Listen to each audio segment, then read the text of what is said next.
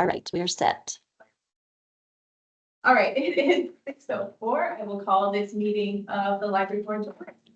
All right, Chair Marie Hotta, Here. Vice Chair Gina Olberding. Here. Maggie Burns, Luke Curtis, Kyle Davenport. Here.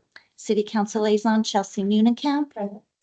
And excused, we have Edie Hughes, Dina Phelps, Amy Wilson, and Chris Ray has resigned. Director Christina Underhill and Library and Cultural Arts Manager Bethany Lafferty are not present tonight. And staff, we have Corinne Barnett, Adult Services Supervisor, Kimberly Powers, Children and Teen Supervisor, and Adult Services Librarian Rachel Steen. I got titled correct this time. Okay. Also missing is our English. Oh, yes, thank you.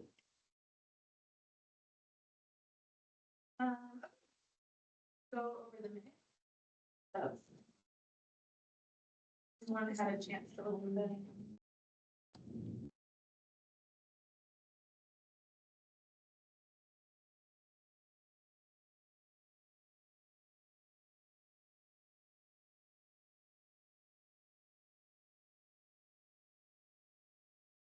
To approve the meeting minutes from July. All those in favor? Aye. Any opposed? All right. We do not have public comment tonight, is that correct? Correct. Then we will move into our statistical work. Okay.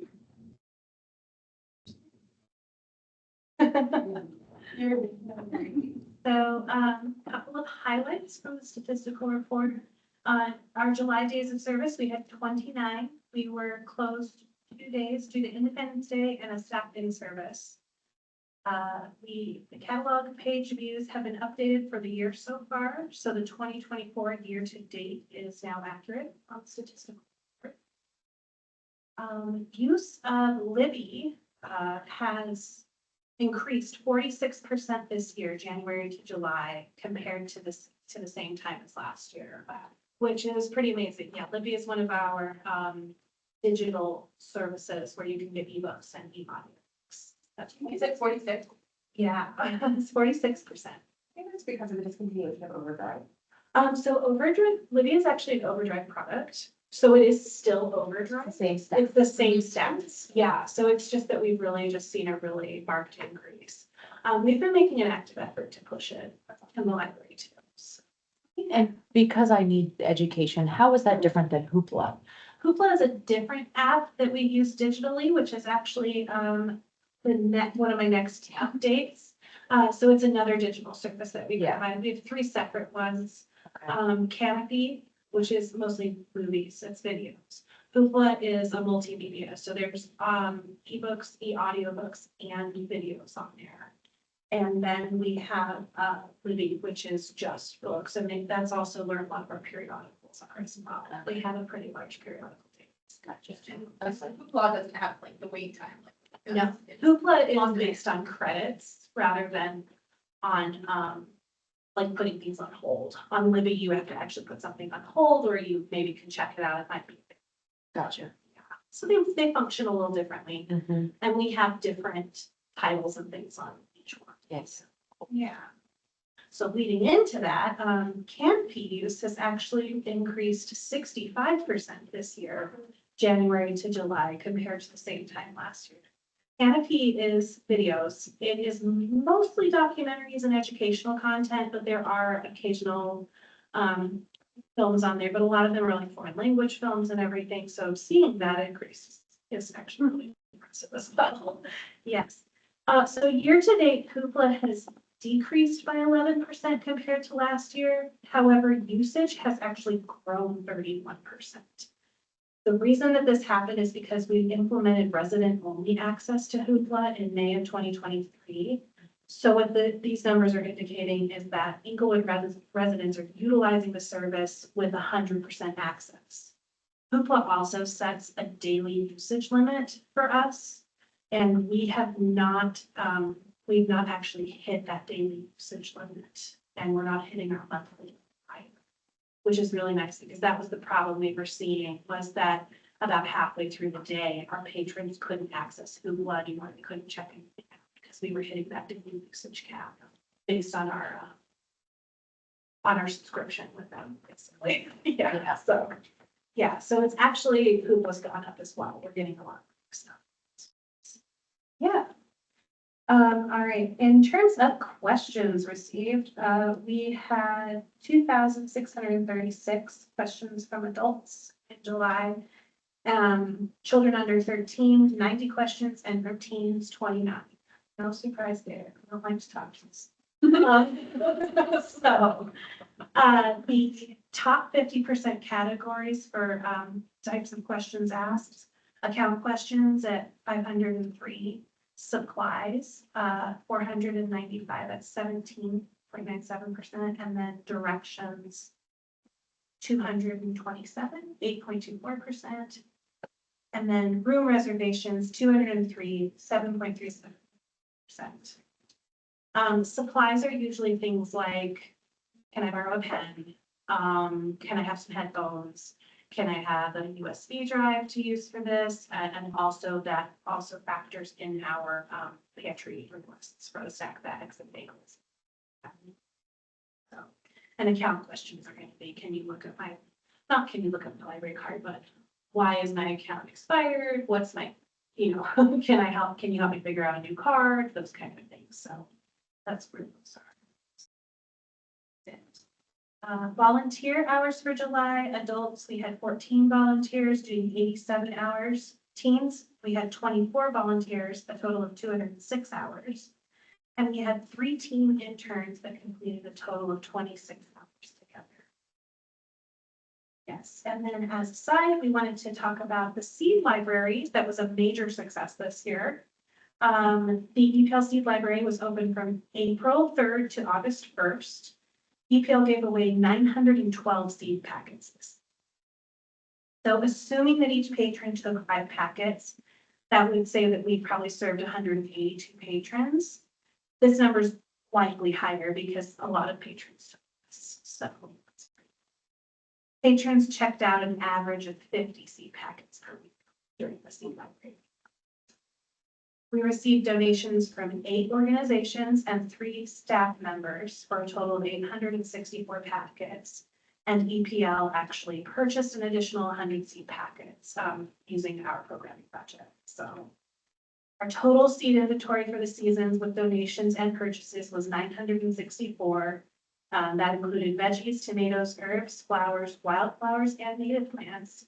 And the remaining inventory that will carry over is 44 packets. Yeah. The revenues deposited with the city were primarily made up of meeting room and copy and print costs and the user. Statistical. Does anyone have questions? Yeah, any questions?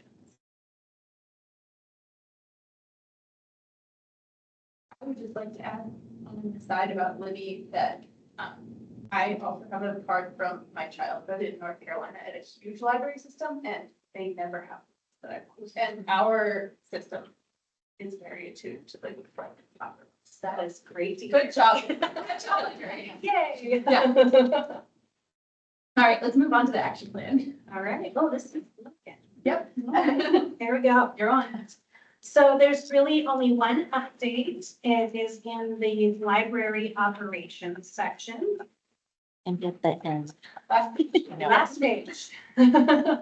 All contract paperwork has been completed to begin the work with Barry Dunn, which is the consultant firm that we selected to lead our strategic planning efforts. An initial project kickoff meeting with the consultant team and the library leadership team is scheduled for Wednesday, September 4th.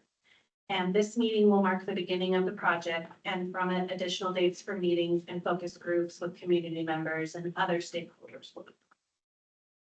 There will also be a future board meeting that will, members of the library board will actually be invited to participate in some of those groups. And then there will be a future board meeting that will include a brief presentation from Barry Dunn. So that's kind of something.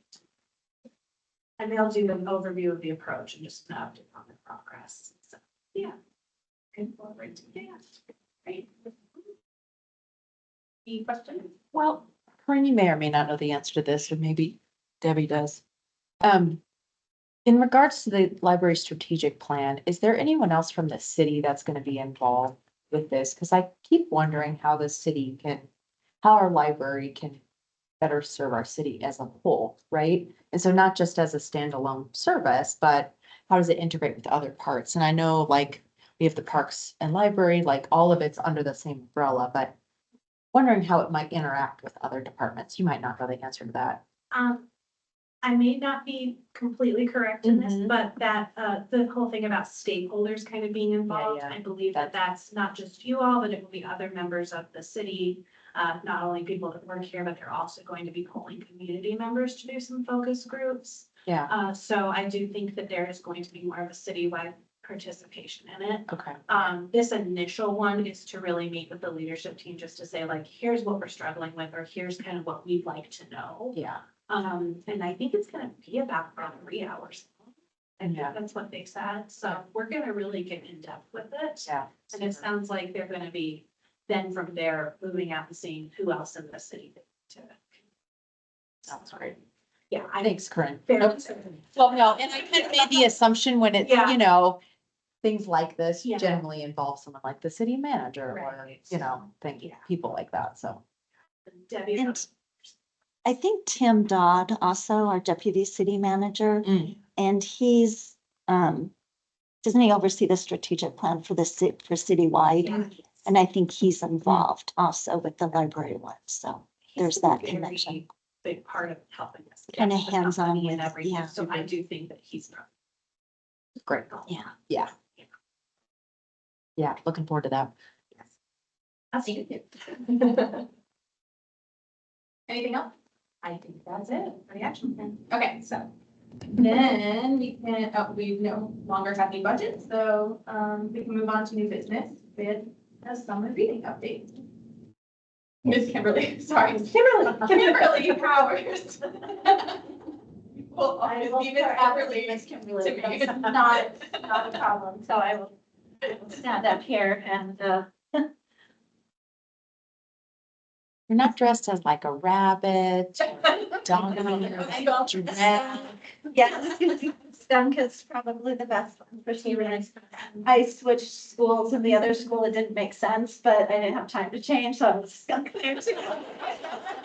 But yes, I am usually dressed in something, and you will see that we do have a little bit of crazy going on there, but, so if you don't know who I am Kimberly Powers. I am the children and teen librarian, also that supervisor. So, I'm going to share with you a little bit about our summer reading program because we have more or less wrapped it up. And then I also have some things just to let you know what we're working on this fall is kind of what's coming. So, yeah. So to start off with, this is our summer reading statistics. This is as of Tuesday night. They can still pick up prices through Sunday. So I expect a little bit of adjustment, but probably not huge leaps. So at this point, we had 742 total kids and teens sign up. You can see the breakout here between babies, children 1 to 11, and our teens. 28% of the kids who are signed up are Englewood students, which is the exact same percentage as last year and pretty consistent for all of the years that I have been here, which shows that we have a really big draw from outside of our community as well.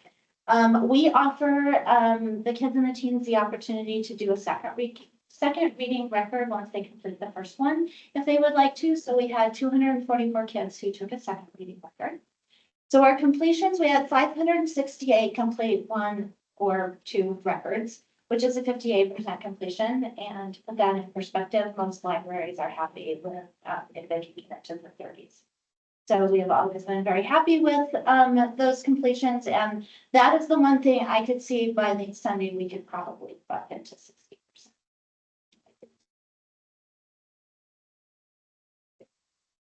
As Corinne had mentioned, we do have teen volunteers. They do primarily our registration and price distribution, so they sit at a desk behind our desk. They register most of the kids, they do the prize distribution. We honestly could not do without them because they do so much of that work. We had 2016 volunteers. This is about half of them in the picture, and this was from our volunteer party, and they did 438 hours this summer. And as Corinne mentioned, our 3 teen interns, just to give you a little more information about that. They were 3 girls that graduated from high school this year. They have been volunteering with us since they were 12 years old. Last year, they expressed an interest in understanding better what happens in other parts of the library.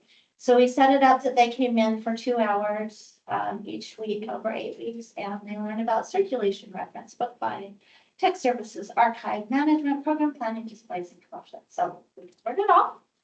They loved it, had a wonderful time, but I believe that the staff who worked with them also had an amazing time. And just a little bit in the side there, one of our girls that we have known forever, who was extremely shy, after she would meet each of the staff that she would work with, the next time she would come in to volunteer, she would go up and talk to them. And we had never seen her do that before. And so to be able to send her to college feeling a little more comfortable talking to other people was really kind of cool for us as well. So. All right. So yes, this is this is at the costume. Being a little crazy. So we had 8 weeks of events. We skipped 2 weeks last year. We had 10 weeks. We cut it down just to save our energy a little bit. So we cut out Memorial Day week and we cut out the 4th of July week. And so, and then we were running 16 events per week. That's story times, kids, tweens, teens. And so in total, we had 3,340 people attend. Some of those were the same families that attended literally every week, and sometimes they were new faces. In addition to that, we did 1 to 2 outreach events. And so we hit, and Thrive, Stepping Stones, and Jumpstart are all 3 schools we do during the school year as well. Last summer, I had to cut all of the outreach because we had too much going on. This year, and one of my associates is taking over some of the outreach, so she was able to keep it going through the summer. And then the Englewood Kids Connection Summer Camp, we had never done anything with them before, and I went to visit them 3 times, taking different activities, which was a lot of fun. So, all right, so breaking it down a little further, story times Monday, Tuesday, Wednesday, Thursday, we had just barely over 1,000 people. And then story time in the park, which is by far our most popular story time. 2 sessions every Friday, 692 kids and adults. And those will continue actually through September, continue to be extremely popular. So, then our other events. You know those kids. I know, I had to, right? I have hundreds of pictures. That was our spelunking, and we had glow in the dark slime. So, and you can't tell, but this is his little light. Light, yeah, That they had made. I'm like, it looks like he's got something blowing on his head. But so these were our all ages activities. So Mondays we had movies. We had 115 attendees. That's averaging about 15, I think, per movie. Our Tuesday expeditions, that's what you see here. Each week it was themed. We were going on expeditions. 347 attendees. Our Wednesday performers, those are paid performers, magicians, musicians, dancers, that sort of thing. 324 attendees. Thursday adventures is just whatever we decide to come up with. That's where our step sleepover fits in, our phone party. The reason I put the phone party is because we had 163 people there, and that way like skews. How did you possibly count that? That's so impressive. Melissa walked around with the people counter doing this. And if anybody walked up, I'd go, "Did you?" And she says, "Yes." Is it 100% accurate? Probably not, but close enough. But it did skew our numbers, making this look like Thursdays were our most popular. Interestingly enough, traditionally the performers have always had the highest. This year, our Tuesday theme parties were our highest, to the point that we may have to move those into the community room next year because we did not have. I mean, and the first couple of weeks it was really hot in here, and I thought we were all going to die. So this is that little room, but we had a really great time. And they earned buttons for each one that they came to. Just really had a good time with that. Friday and Saturday are kind of we're exhausted. We'll just open up the story time room. You can play Legos. And then on Saturdays, we do this during the year as well. But just to put out our story time toys, let families have a place to come. So. And then getting into our specific age groups, we have an early reader book club, which is our 5 to 7-year-olds. And we had done it through the fall. Had decided to carry it into the summer and do some chapter book reading. So we had about 10 kids every week consistently coming. Our tween programs was a little smaller this year. That's a hard age group because that is our sports kids, our club kids. So we're a little lower there. And the super fun thing is that we have about 6 to 8 of our book club kids who are transitioning to tweens this fall, including Helene. So it's gonna be fun to see that move up again.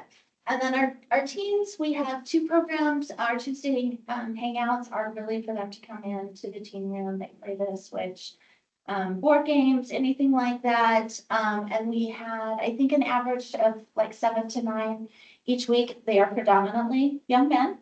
And they are predominantly the same kids every week. So they just come with us. Our teen after hours programs, we had 128 teens. So we were averaging about 16. Murder Mystery was still the most popular. We get over 20 for those. The fun thing is we did have some of our regulars who have been coming for years, but we also have a whole slew of new 12-year-olds who joined us, which is very exciting because that tells us that that we'll be able to continue having all these great numbers with our teams. So it's super fun. All right, so in preparation for the strategic plan, we wanted to think about outcomes, not just statistics. And so we always talk after our programs about what went well, what somebody said, but we never really documented that. So we were trying to capture it this year. And so these are some of the things that we learned. Library programs are on family calendars. First few programs, parents were telling us it's on the calendar if we're in town, we're here, sort of thing. When Dad was like, the phone party went on the calendar immediately because we missed it last year and we won't do that again. And this one was one of my favorites because they were collecting the buttons. They had been out and about all day and Dad says, let's just not go. And Mom said, they are not going to miss a button on my watch. And so that, yes, the buttons became very, very popular. So. England citizens love a good safety party. We have known this, but literally all the way to the adults, right? This was my favorite comment. This was one of our teens. His mom said they were going to the dunes, and he said, okay, but we have to be back for Harry Potter. And she goes, but we're going to the sand dunes. And he goes, I don't care. We have to be back for Harry Potter. Right, so we did Harry Potter at Bellevue Park, we rode the train, you know, it was wonderful, but, and then, this little one here, he had it for every expedition, so yes, Englewood loves a good thing, right, so. And then this one I love because it just shows that we make a difference, and, we have a stuffy sleepover every summer. I want to be invited to that. It is so amazing. So we had 32 stuffies this year. That was a lot. I took, I think 500 pictures. Yeah. You took them all over Englewood. I did. To Duncan Park. Including Duncan Park. We hauled all the stuffies to Duncan Park and took pictures all over the playground equipment. I do have a link to a little slideshow if y'all want to see it, but, So cute. so the kids drop them off and then they come back, you know, later to see what they've done. And, and we probably watched 35 minutes of stuffy pictures. And those kids never visited. They sat there and watched them for 35 minutes because it was so fascinating to them. But one of the little boys who never done it before, and this was his big Georgie, and he said, Mom hadn't been there, and she said, he talked about it all night. And then she said, everything you do with your whole. This is Aviana, who is one of our newly 8-year-olds. And we were joking about the fact that we give them, like snacks with some of the programs. And she said, you know, we love the snacks. And Melissa said, was that the reason you come to the library? She said, no, I come to the library because of the librarians, which is very sweet. And then this one, we made canvas bags and we decorated, and Mom was so excited because now all the kids have their own bag. So, so we do feel like the things we do make a difference. So, all right, before we jump into the fall projects, any questions? I think that was a lot of. No, it's like a Kleenex. Yeah, and yeah. I want to add one thing, which is that I was especially impressed this year by the diversity of book choices that you chose as the prizes for the kids. And as the parent of half Asian kids, like that there were books of kids like who kind of looked like that. I really appreciated that. So thank you for taking that care. It's something, as we talk into the next slides too, that is a focus for us. So thank you for recognizing.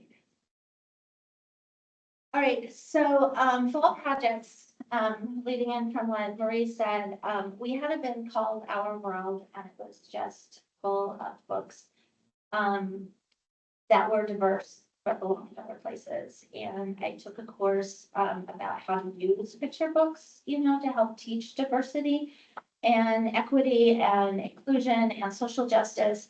And as I went through that course, I realized that that then did not make sense anymore. And so we made a decision to pull all of those books, and we are working on recategorizing them into where they actually belong. So they will go into other areas. That freed up a bin. So then we were like, what do we do with the bin? And our growing up books, which are all the books about family, friends, emotions, going back to school, all that stuff, were on shelves and nobody was looking at them. Circulation, I pulled on one day and we had 1,300 books and less than 10% were circulated. And so we felt like they needed a chance. And so we pulled them off the shelves and we put them into bins. And we took other things out of bins and put them into shelves. So our Let's Learn, Create, Play, Tales and History. And we're hoping that by moving them to the shelves, but they're in smaller segments, we also were able to put a lot more book space out. We're hoping that it will be less intimidating than because somebody come in and say, I need books about going back to school. And I'd have to say, here they are, let me go see what I can find for you. There was no browsability. And we're feeling like this will be more browsable, and very excited because that project is done. Finished it this afternoon. So it was a lot of work. We probably moved probably about 3,000 books in and out of their places. So, but we are very excited about it. So if you want to come check it out sometime, it looks like we have a whole new area, which is very exciting. That's exciting because it does feel like the same books a lot of times. So Yes. that's fun. Yes, cool. So, all right. The other thing we're doing is our storytime kits, and this is actually one of the things that is on the Englewood strategic plan. So we spent January through May doing all of the purchasing to refresh. Right now we have 17 in the works. And they include books, so they're themed, so there's ABCs, there's colors, there's wild animals, we did one for Colorado. So they have about 8 books, and then they have games, puzzles, and manipulatives, anything that we could fit in there. So the purchasing is done. Our plan for this fall is doing inventory and resource lists. So in addition to what's in the box, we will give them YouTube links and that sort of thing that they can use. We are going to barcode them, which we had not done before, so they will be circulating through Sierra, and then they'll be put into KitKeeper, which is our Library of Things system. Our plan is to launch the first 10 kits on October 1st with a big push out through the Library Ledger, Facebook, everything else, to get those first 10 out there, and then the others will kind of go through behind it. And we have plans to do additional ones. We also had a brilliant idea this summer that we have 1 million backdrops, so why don't we circulate those as party kits? So we're gonna work on that as well. So that will be a fun one to do. So that's our story time kids. Just real quick with the Englewood Public Schools, again, I have some help now to do some of the outreach. So she has been able to do some things this summer that I am not usually able to do. Purpose for People is their social emotional curriculum for this year. And so we got a hold of that curriculum and we have spent the summer purchasing the books. And we are going with the theme that they have each month. We will have a display of those books from the curriculum as well as anything else that we have that is related to, like August is kindness. So in addition to the curriculum books, anything we find on kindness as well. Our research databases before COVID, we had it so that the students' IDs linked into Sierra so that they could use the research databases. That got lost in COVID and we had a really hard time getting that reconnected. It's really dependent on the schools to do it. And so we are working really hard on trying to get that back into place. We asked about presenting to teachers so that they know what we can do for them, pulling books, classroom visits, all that sort of thing. And we met with Jenny Buster from the district and she suggested that not meeting with them right now would be the best. And she suggested that we get with the principals and that the principals have monthly meetings and to schedule something with them so that we can get in at the school level. And then we want to do some classroom visits. We had a thought of like, let's see all of the third grade classes across the schools. We're kind of thinking now that we want to focus on one elementary school and we're Bishop, because we feel like Bishop is probably the one that needs the most from us right now. Besides that, Clayton and Charles Hay will ask me if they need something and Bishop doesn't. So, and then we would also, once the databases are in place, like to get into the middle schools and high schools to help them, use those databases. So, yeah. And one more, homeschool families this summer, if they said that they were homeschooled, we tried to catch email addresses. There were quite a few families who declined giving us an email address because they said they have figured out their curriculum, they don't need extra help. But there were quite a few that said, yes, please.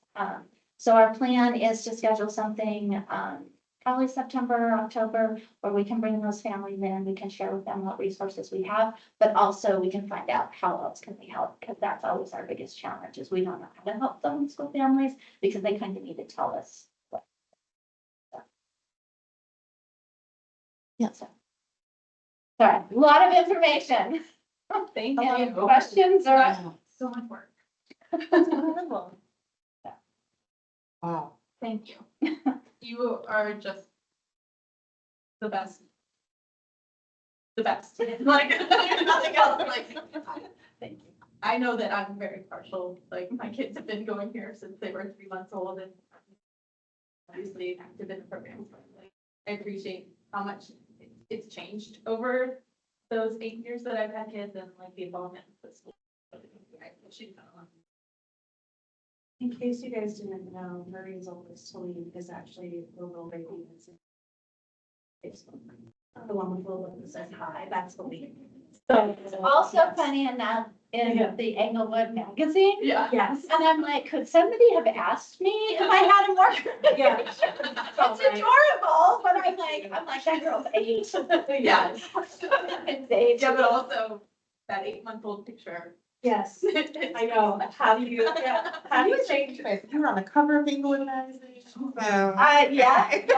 So, I have a question. You mentioned for summer reading, I think you said 28% are Englewood students. Do you ask Englewood students versus Englewood residents? Because we have other school districts in Englewood besides, we've got Cherry Creek, that's Sheridan. that's true. When I ask for schools, I'm not specifically asking for schools.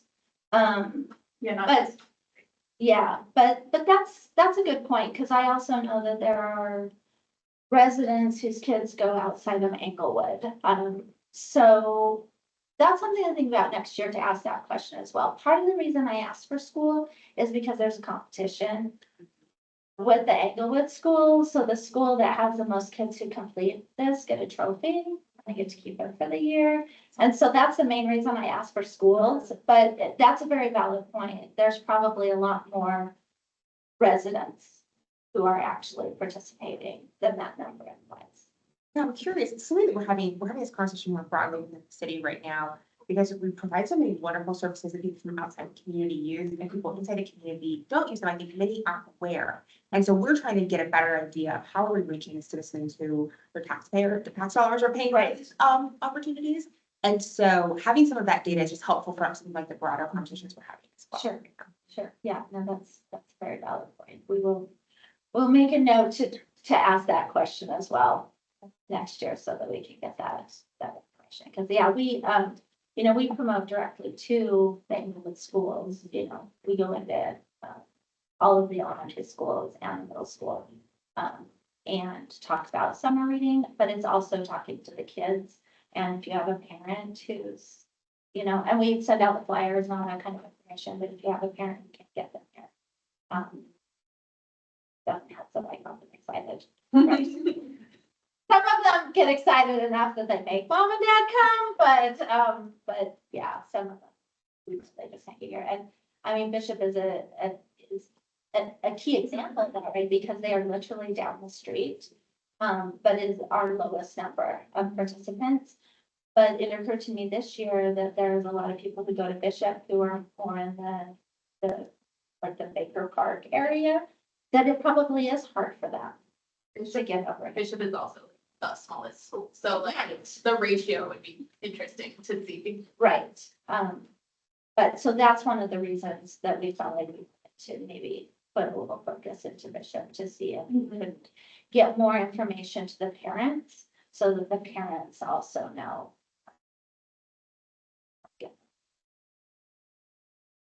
Great work. Thank Yeah.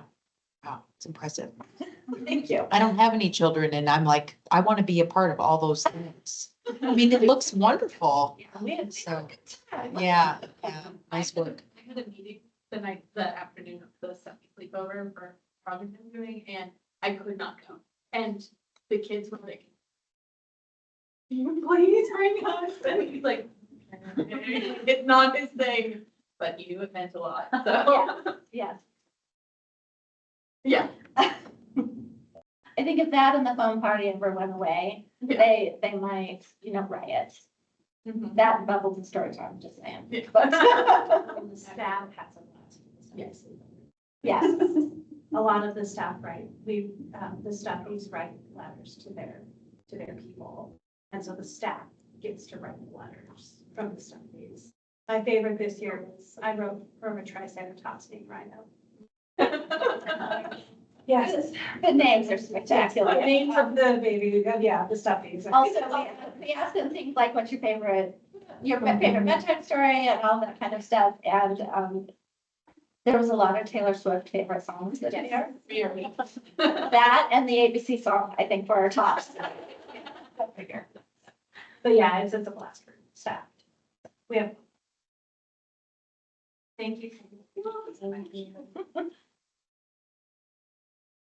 All right.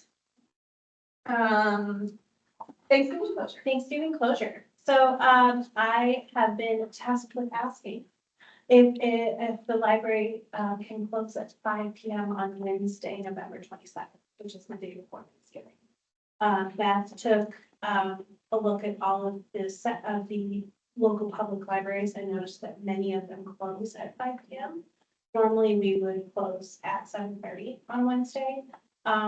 But we're just wanting to provide the library staff with an opportunity to join their family and friends a little bit earlier for the Thanksgiving holiday. So, yeah. Is that all? That is it.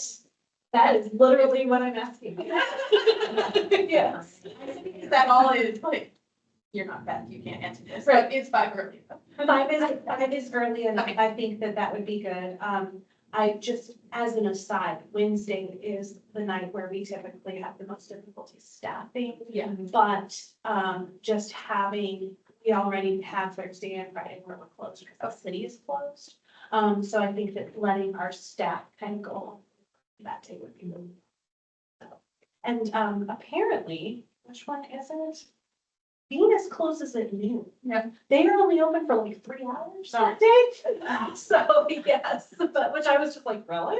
But But yeah, that's just. It's a very reasonable request. Yeah, okay. I mean, I've never used it, yeah. And Beth wanted to apologize. She intended to make this request initially with the, when she did all of the like closure days and everything, but at the beginning of the year, and it just was an oversight on her part. But as we got closer, she just. Right. I think we need to vote on this to approve it. Yes. Is there a motion? Yeah, I'll motion to approve that, sure. All right, all those in favor? Aye. Any opposed? All right. Of course. As a side, is that the reason the library closed early last night? We did have Staffing. a shortage of staff. Yeah. We had a really lovely person who got a new position, and we had, 3 other staff members out this week, and all of a sudden we got here yesterday morning, like, oh, there's only 3 of us here close. So, which, that's just like right at our minimum staffing, yes, so we just, decided, hey, if it's all right, we called everybody just so they could come in, but there was. Oh, yeah, so we did have to close last night, but yeah, that was when our last person was scheduled to leave. It was 5:30 and then it would have been just 3 of us, so we stayed open. Get it. I'm actually this on the prison. You have to submit things. Yes. I may not know. Yes. Yes, Not to add anything more to our statistical report, because I just keep saying longer and longer. But what it might be helpful if we do in the statistical report, and kind of track how many days each month we close because we're understaffed. yes. And have some sort of like running record that we're with the trends. If I'm correct, we have only done it one other time. I know It was May 22nd was the, because I had to update these yesterday on Facebook, so, and I was like, oh, well, there's the old one. Oh, May 22nd, the last time we did this. So, oh yeah, Rachel, you could also. Oh, do you? Okay. I also actually, Debbie and me passed this on, I just submitted a council request on this platform. Okay. Because I noticed that the library was representing staff this year, and I just wanted to know, are we having any problems that we need to look at? And so I did actually just get this council request in the last few weeks, so Debbie, I can hold it. To have like all the responses, but I think having that data available, especially as you guys consider potential staffing increases. I think it's not new business. Okay, cool. It's not an official. Yes, thank you. Okay. So we don't have old business, so we can just move to staff three. I don't know. You do have some. Do you like?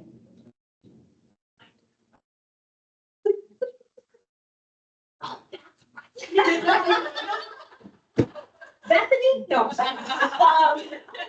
They got Marie to keep us on our toes. Sign of Genius has been created to help out with the book sale, which will be the second week of September. We ask you guys to do some volunteering for that. So if you'd like to sign up, help out with our book sale. It should be going well. It's already out. Is it? Okay, yes. See, I know nothing. I'm doing snow. I think it was sent out last And there Thursday, It was so. not just the sale, it was a lot of, Yeah. like setup and sorting. Yes, and yeah, I think there's several different things to kind of help out with as we process. And we are going to be filling this room and the parent room with stuff prior to the sale. So I think that there's dates prior to the actual sale will really help sorting. Often. When people clean out their garages. Community. Or the lobby or the community? We're gonna do it in the lobby. Oh, the lobby this is time. fine. Yeah, I think we're doing it in the lobby again. Great. And I think the last day will actually be in here. And we'll do our little $5 that day. So, Also, that book sale is happening prior to our next meeting. yes, it is. Yes, so, yeah, that is, Wait, what? yeah. Yes. Prior to our next meeting, we don't have a meeting in August? This is. This is. Oh, shit. I thought it was July. All of a sudden, my head was like, it's July, what are you talking about? 2 weeks. Where is your? We were were just talking about how fast the summer is. I'm like, it's July. What are you talking about? And scratch my profanity from the record. I'm so sorry. Sorry. Well, yep, that's happening. God. You're fine. Am I getting yes. voted off the island here? You have 2 strikes. One more strike. No, I'm kidding. No, someone from the city or some No, of distracted course. citizen, I You know don't what? know. You're good. All right. I look forward to helping with that. Okay, Actually, I really do. before or after our next meeting? Yeah, I've helped at all of them and it's awesome. You gotta check, I mean, You yeah. get to see, You so. get to see the books. And you get first dibs on all of the books if you're helping out and starting them, and you get them for free. So. What? I'll just squeeze the pot. You can make a donation to the library, which I do. Too big.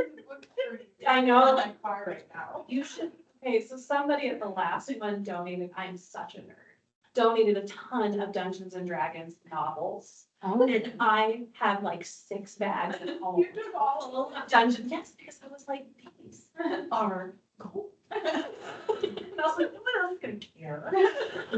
Like Dragonlance books, just like, yes. Oh, God. yeah, it's really fun. All So right, yes, it's a good time. We always get great stuff in there.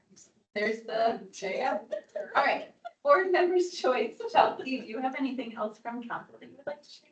I was sure that we had at our last meeting on Monday, we had a study session on the 2025 budget, and we are getting close. We will be planning to do the final readings in October. And we are narrowing in on both our operating budget, which is staffing, as well as the capital improvement plan, on which the library entrance project is on that list. So as well as new library furniture. So we kind of like culled the list, and those things are both still on the list. So as an update, the entrance project includes both the glass at the main entrance as well as the 2 emergency exits. One by the parent room and one by children's area. So that's the update there. No new staffing, and I will just share that our projections for revenue next year decreased by, I think it's a little over $1 million. We are expecting a small tightening of the belt. And so we're being really thoughtful about how we move things forward. If you- Oh, and feel free to go back and watch that video. Any other board members?